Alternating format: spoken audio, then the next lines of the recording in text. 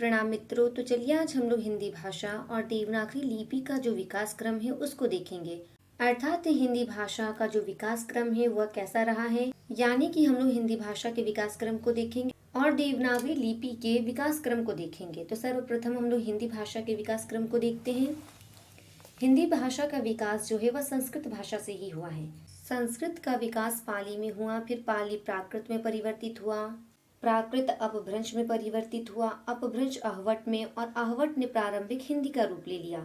अर्थात इस प्रकार से संस्कृत, संस्कृत से पाली, पाली से प्राकृत, प्राकृत से अपभ्रंश, अपभ्रंश से आहवट और उसके बाद हिंदी का विकास हुआ। अर्थात इस प्रकार से हिंदी भाषा का विकास क्रम रहा है।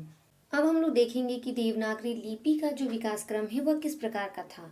सर्वप्रथम है उत्तरी ब्राह्मी लिपि।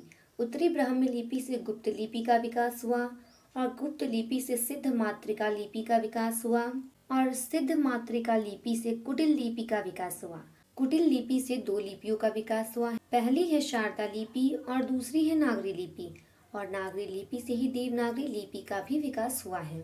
आगे चलकर नागरी लिपि दो शाखाओं में विभाजित हुई, पहली पश्चिमी शाखा और दूसरी पूर्वी शाखा। पश्चिमी शाखा के अंतर्गत देवनागरी लिपि, राजस्थानी लिपि, कैथी लिपि, गुजराती लिपि और महाजनी लिपि, अर्थात ये पांचों लिपियां नागरी लिपि के पश्चिमी शाखा के अंतर्गत आती है।